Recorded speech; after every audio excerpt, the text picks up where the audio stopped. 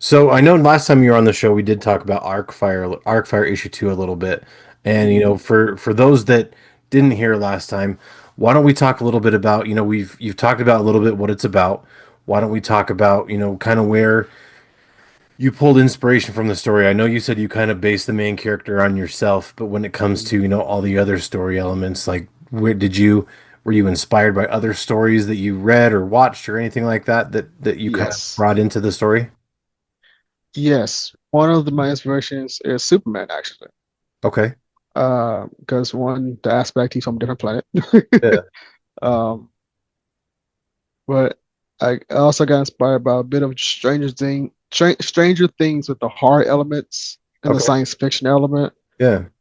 Um, and I've seen like a lot of cosmic stories also that like Independence Day. Uh, I forget.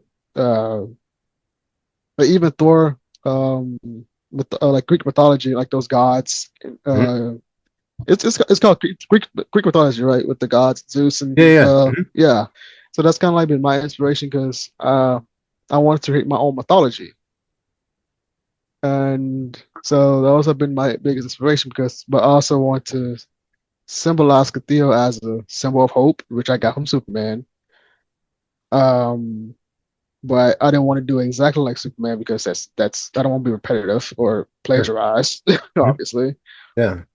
But I want Theo to go through like a sort of darkness for him to build to being a beacon of hope because you can see that he's actually going through that in order to actually help somebody else, if that makes sense. Yeah. So yeah, that's kind of been my inspiration. Superman, Stranger Things, a bit of Alien. When you gets later issues, you'll see why I say Alien.